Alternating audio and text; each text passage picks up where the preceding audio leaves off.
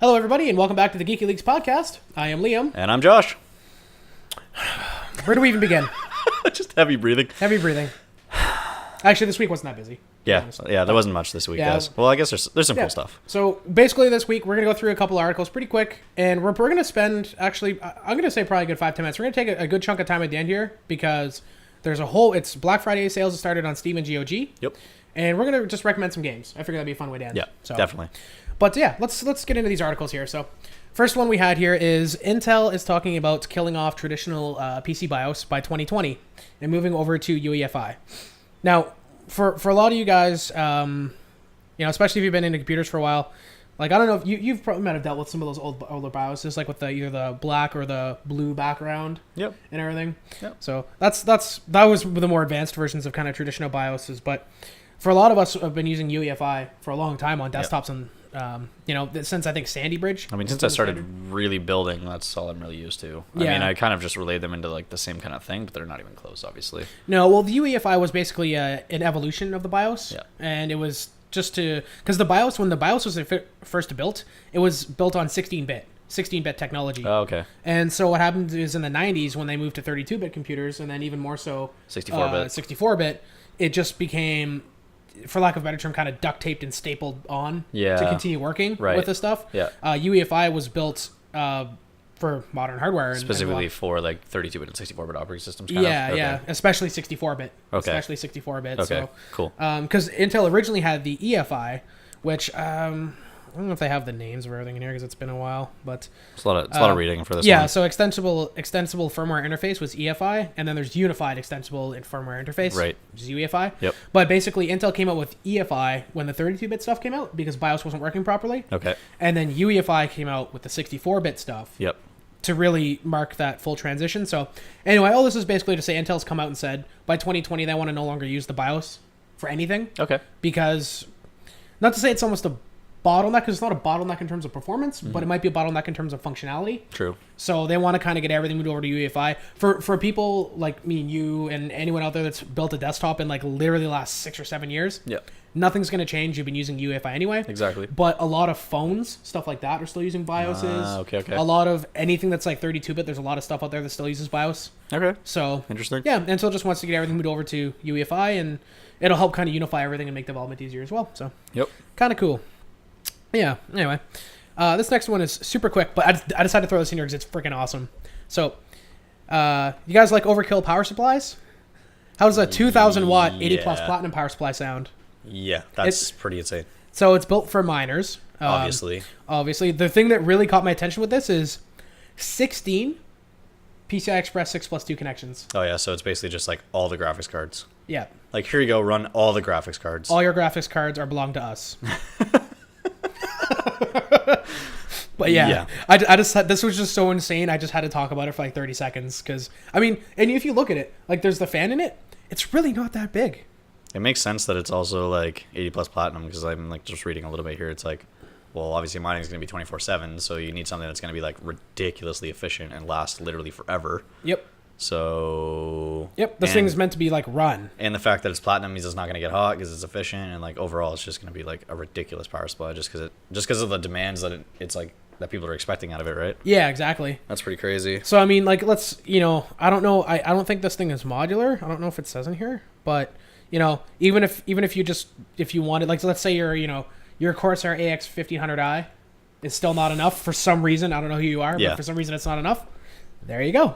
It's like somehow. There's all the watts. I wonder if this has like everything you need on it and just like a lot of 16X PCI Express slots. I don't know. It doesn't PCI list Express connectors. We'd have to probably dig into it a little bit more to figure out all the connections on it, but I just thought, and just again, like looking at the size of it, like you can see the fan in it, which is probably like a 120 or something. Yeah, it's like it's even if we assume it's a 140, it's still not that large. Even if it's a 140, it's not any bigger than the Corsair AX. I mean, there's the dimensions. It's 200 by 150 by 86 millimeters. Mm-hmm. So that's not super huge. Like 20 centimeters by 15 centimeters. Yeah, that's not that bad. It's not even a ruler. No, that's like a large power supply basically. It's not even it's probably not even as big as the 1500i. No, yeah, it's not like ridiculously huge. You think it would be like some mammoth power supply because the 1500i is like really long, isn't it? Yeah, it's longer than this. I think it looks longer than it.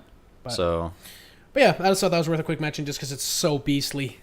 2,000 watts at 80 plus platinum. My God, so good. Yeah. Coming to a 20 amp outlet near you. No kidding. Yeah. Yeah, because you need it at that point. Oh yeah, you have to. Because what's So 15 amps at it's like 120 volts. 1,300 watts, I think. I think it's. I have to do math, but I think it's 1,350 or something. Something like that, or Yeah. maybe 1,400 watts. But So you'd actually need a 20 amp outlet to actually match yeah, this power supply out. like the AX1500i, you can put on a 15 amp one, and you can basically dime the outlet. and that'll pretty much max it, Yeah. more or less. Yeah. But even that, technically, if you really wanted to get all the use out of it, So you could actually blow a fuse with this power supply. theoretically, yes. Oh yeah. That's a first. Yep. That's pretty sweet. And I mean, like, that's just the tower. Forget like a monitor plugged into it. Yeah, or, true. Like, Yeah, some yeah, other shit, yeah. like- Just your tower, just your cards and everything running. Yeah. So. I'd like to see a system that runs 2,000 watts. Yeah, me too. But anyway, this next one is Samsung. They announced ZNAND, which is going to be a competitor to Optane from Okay. Intel. It makes sense that they would come out with a competitor. Now- I think Samsung's probably going to destroy them because it's Samsung. Well, we'll see. So the one thing that Samsung will destroy them in for sure is going to be price, because this still uses NAND technology. True. Okay. Like 100%. This is going to be way cheaper than Crosspoint, for sure, at least out of the gate. Well, obviously we don't have any pricing, but I mean, I Damn, can the say speeds. with very high confidence that it will probably be cheaper than Oh my Crosspoint. god, the speeds are nuts too. You know what's even crazier than those speeds, though? Look at the read-write IOPS. Yeah, like it's insane. Look at the reads.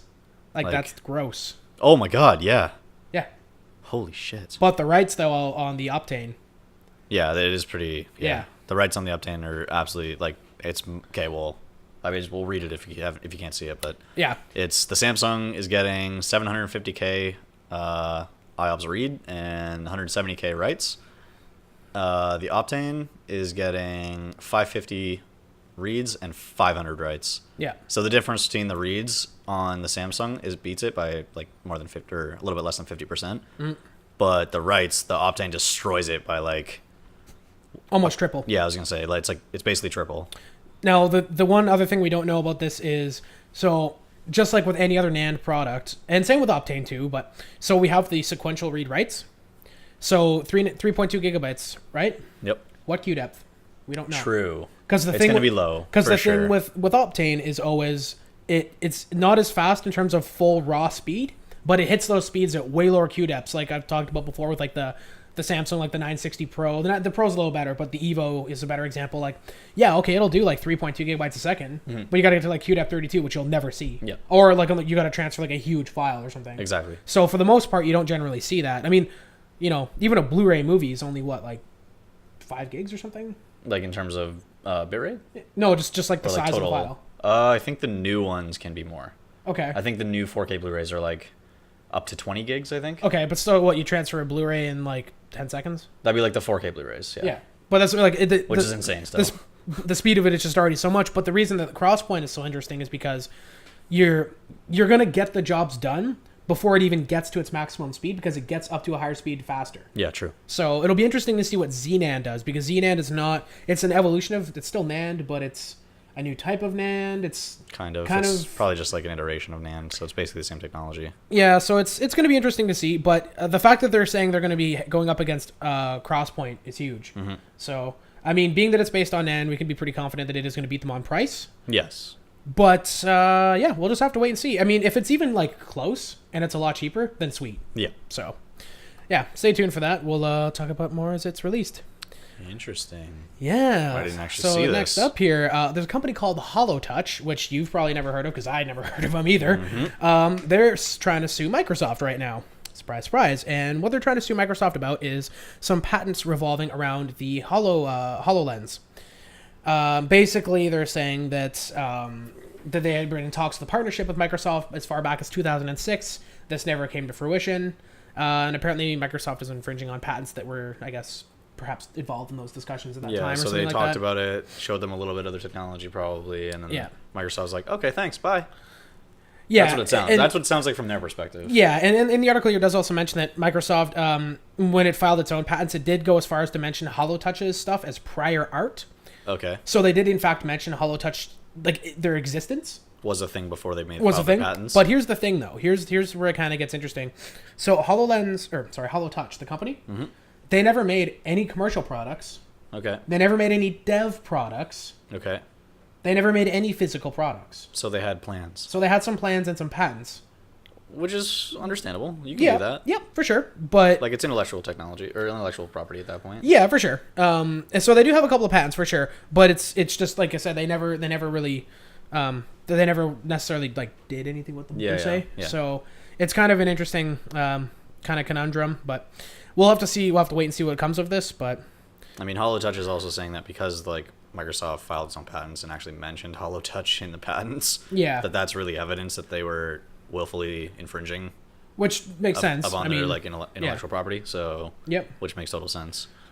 Yep. But I mean, whether like a court's gonna see it that way, I don't think that's like evidence. Yeah, it's we'll see what happens, I guess. Yeah, I mean, what would be really interesting to see would be if Holotouch wins. I mean, you know, what are they gonna do with it? Well, what are they gonna get? Yeah. And like, what's gonna happen to HoloLens? So I mean, it even holds those patents in UK, Canada, Australia, Japan, and also in the EU. So yeah. So we'll have to see. It's gonna be interesting, but yeah. Speaking of interesting, this is freaking cool, and I'm glad you told me about this. Yeah, this is crazy. I love the title. So this is admittedly from like the tail end of last week. Yeah. But this is just so cool. I mean, the Verge has an article kind of talking about it. But basically, this is Boston Dynamics robot, and I'm just gonna play the video. I guess watch your volume just in case. Yeah, actually, you know what? I'm not even care. I'm gonna turn the volume off. If you guys want to watch the articles here, you don't really need it. There's no volume really to it. All you hear is like the motors moving, but you'll see. But I'm just gonna full screen this for a second here because this is sweet. Look at this thing. Like, I can't even do half this stuff. No, okay, I can do this. I can't jump up onto a 2-foot block. I could do all of that other than the last thing, which is like right here. This is insane. That jump's actually pretty beast. Yeah, that's a good jump actually. Yeah. This is insane though. Boom! He sticks the landing. Puts its arms up. Yeah, like what? Look at this thing. Yeah, look at slow-mo too. I love how watch when the legs as it stands up. It almost does what a human does when they land and kind of their muscles move and stabilize them. I thought that was super interesting. Guys, be afraid. Yeah. Terminators are coming. If you need any further proof. Like, jeez. No, but this is really cool though. Yeah. Like, this is some crazy technology. If you guys haven't checked out Boston Dynamics, take a couple minutes after you're done watching us here and check them out. They do a lot of really crazy cool stuff. They're basically at the top of the pile for robotics right now. Yeah, pretty much. Other than maybe some crazy DARPA shit we don't know about. Yeah. That would be the only exception. As far as we're aware, this is pretty much as good as it gets. But yeah, I just to watch that robot do a flip is just like, holy crap. Mm-hmm. And they got some other videos of down below of other stuff that they've done. And there's some like DARPA Robotics Challenge. Yeah, exactly. I don't know if you guys remember this, but this is funny. Honda's Osimo. Oh yeah, it falling on the stairs. Lol. And stuff. Yeah. Like, I think that was the first robot ever was like able to climb stairs or something. Yeah. But it's like so slow. It's rough. This thing can like run up the stairs now. Yeah. Like Boston Dynamics robot could like run up the stairs. Yeah, it'll bolt after you. It's like, what? Yeah. This is crazy. So definitely check out Boston Dynamics. They're really intense. So. Yep. So this is gonna be our last article. This is gonna be like a nice segue into the gaming stuff because this is somewhat gaming related. So this is from PC Perspective. They have a video here. It's about 10 minutes that I definitely recommend you watch. It's really interesting. But basically what they're doing is they're going in and they're using and this program called it's not Teardrop, it's Teardrop or something like that, I think it's called. I forget. But it's a software basically they're using to measure the actual frame rate that consoles are outputting. Okay. And there's a lot of more detail in the video, but basically to sum it all up is what they go through a couple of different games. They do like Assassin's Creed Origins, Hitman. Okay. And there's one other game I can't remember off the top of my head. But, Wolfenstein 2. Right. But yeah, basically they go through these games. They use the software to measure the frame rate. And what was really interesting is some games, like Assassin's Creed Origins, for example, in the cutscenes, not even when you're running around playing the game, in the cutscenes, some of the consoles, the Xbox One S in particular, was having issues maintaining 30 FPS. Not surprising. So there's definitely some places where they struggle. But then there's other games, like with the Xbox One X, there's actually options where you can, in some games where you can choose like high quality or high frame rate. Okay. So PC Perspective doesn't have the ability to capture 4K from this yet. Right. They're doing 1080p 60. Okay. So when you choose the high quality option in like Hitman, one of the games I tested, it automatically renders at 4K 30. Okay. That's what the high quality one is. So they didn't do that one because they can't capture it properly. Yes. So they did 1080. When they did the 1080, the high frame rate, they did the same test with the PS4 Pro and the Xbox One. PS4 Pro was like 40, 45 FPS. Xbox One X, locked 60. Yeah. So. Yeah. So like huge difference. Yeah. Huge, night and day almost. I mean, you can see the specs difference too. Oh yeah. The specs are listed here. I mean, obviously, it's pretty well known that the Xbox One X definitely has a lot more GPU horsepower. That's for sure. Exactly. But it just now you can really see kind of where that comes into play. Yep. Wolfenstein 2, though, even on the PS4 and the Xbox One S, 60 FPS every console locked. Sweet. Which is awesome. Yeah, that's sweet. I love that the id Tech engine. Yeah. It's friggin' awesome. It runs Doom, it runs Wolfenstein, and those are both super well optimized games that look great. But yeah. So anyway, this is just a cool way for us to actually really measure console performance. Check out the video. They go through it in a lot more detail than we do, but I just thought it was worth a mention because it was kind of cool. Yeah, it is pretty sweet. But yeah, so we're gonna get into some gaming stuff, and really, we don't really have any gaming articles per se this week. Just like I was saying, the Black Friday sales are on for GOG and Steam. So I figured we'd do one each. Like we can do Steam first, then do GOG, and Sure.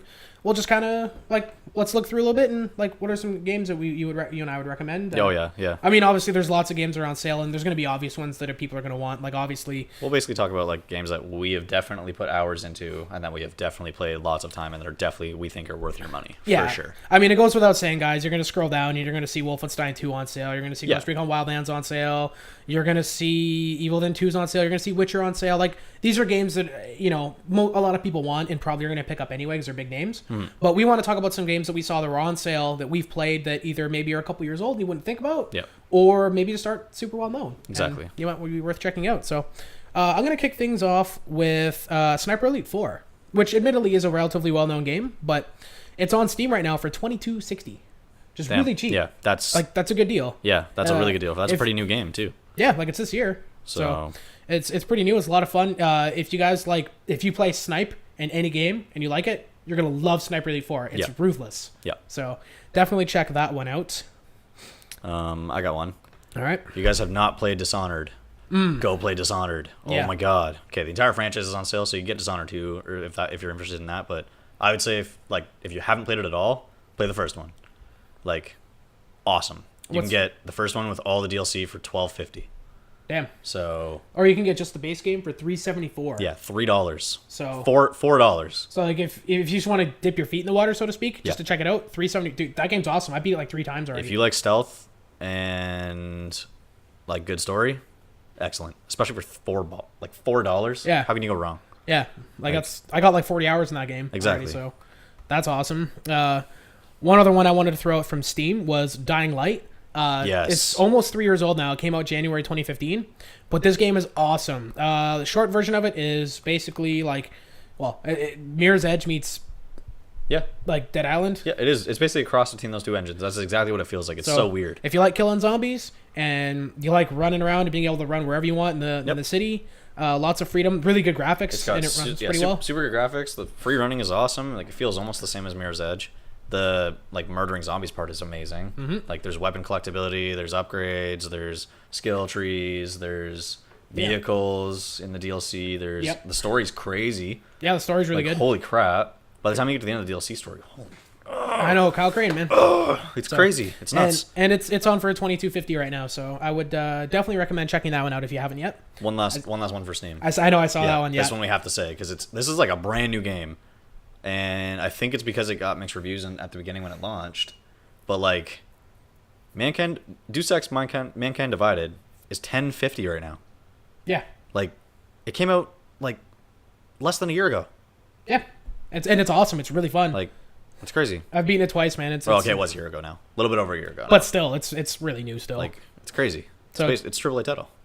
And if you want actually bonus game, the one previous to this, Human Revolution, I think is like $5 or something stupid cheap right now as well. So if you haven't played Deus Ex at all and you just want to check out the universe and see if you like it, Human Revolution is also really good. What's it on for? It is on for $3.30. $3.29. So yeah, like I mean, geez. You can buy a couple of coffees for this, and you're gonna get a lot of fun. Even that one, I think I got a good 20-30 hours. Like if you buy an extra large coffee in the morning.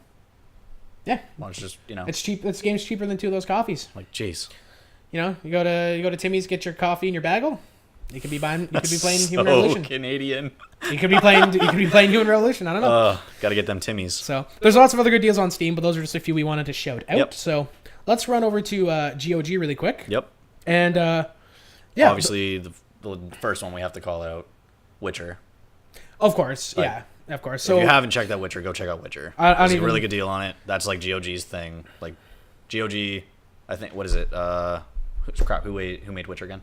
CD Projekt Red. Yes, Project Red owns GOG. Yeah. So So this is basically giving your money directly to them, more or Yeah, less. yeah. And in Witcher 3, like that's including all of the DLC and everything for it. It's $28. Yep. Highly recommend. Also, again, Witcher 2 is $3.80. So if you're interested in the Witcher universe at all and just want to check it out, The Witcher 2 is still really good. It's definitely not. It's open world and there's not as much freedom as Witcher 3, but it's still a really fun game and there's lots you can do. yeah, for sure. The other one that I noticed on the front page, which was Hellblade. Yep, Hellblade's on sale for sure, on which is for, like, a it's on super high quality game, obviously. Yeah, it's on for like $25. I actually have not played it yet. I might pick it up. I'm not sure, but Again, came out this year and it's already $25, so Mm-hmm. sweet. One I just noticed as well was the original Dead Space. oh, what's that on for? Yeah, the original Dead Space is $6.50 right now. Everybody go buy it and play Dead Like, Space. definitely. Do it. Like 464 votes and it's 4.5 stars, so it's pretty Yep. good. You guys can see my screen right now. You can see what I'm looking up here. There's a bunch of deals on the Hitman games. Nice. Silent Assassin's $2.50. Contracts is $2.50. The first one is $1.50. Crisis is also on sale, $6.30. Original Crisis. OG Crisis. Which, if you go back and watch last week's episode, you'll know that if you want to max that game at 4K, you still need a 1080 Ti Which is insane. for a 10-year-old game. There's no other game, I guarantee, It's insanity. that takes that much horsepower to run still. But anyway, go back and check out last week's episode if you want to watch us talk about that. Yeah. Wasteland 2 is half off. Nice. If you like turn-based, games, Wasteland 2 is really fun. And this is the director's cut that comes with like all the extras and everything. Nice. It's $22? Yep. So definitely worth checking out. Dragon Age Origins. Yeah, I which just I know saw that. It's not the newest one, but still it's only $6.50. Yep. There's And that's also the Ultimate Edition. So Divinity Original Sin 2 is $50. It's on sale a little bit. It's only 10% off, but if you're interested in that game, that's definitely a deal. So and if anybody out there wants to get real nostalgic, if you've been playing PC games for a while, Sin City 2000 that's like OG. is only $189. I got 150 here, but might be American prices. Oh, maybe. I don't know. I got Canadian. Like, I got the C. Yeah. Okay.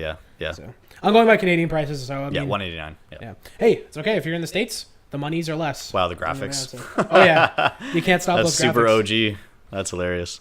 But yeah, so we just thought we'd go through. There's like if you guys even take 10 or 20 minutes and start scrolling through here, you'll see there's a lot more games on sale. Yeah. We just kind of wanted to go through and just give a couple shout outs to a few that we have played really quick. A few off the top of my head. I don't remember pricing, but I know they're on sale. The Swapper, really fun puzzle game, is on sale right that was now. interesting. Shrine is on sale, which is an interesting Yep. puzzle game as well. Yep. Portal. Yep. Half-Life 2 and Portal 1 are $1.10 on Steam right now. And if you haven't played Like, Half-Life 2 or Portal, Worth just it. put us on pause. It's fine. Like- go play Half-Life and Portal. Like, it's awesome. Like once you So, play Portal 1, you're gonna want to play Portal 2, so you might as well Yeah. just buy that on sale too. yeah, and I 'Cause think I'm sure Portal 2 is that, probably on I'm sale. pretty sure that's on sale, and usually it's like $5. So Yeah, for like $6 to get both Portal games, yes, throw your wallet at the screen right now. yeah. But yeah, that's everything we had. So, yeah, unless there's anything else you wanted to add real quick, or No, we're good. we're good. Yep, Okay, all the games. all the games. Buy all the games. Don't forget. But yeah, thanks for watching, everybody. Like the video if you liked it. Share it around. Share it on the internet. Thanks for watching. We'll be back here next week. Have a good one, guys.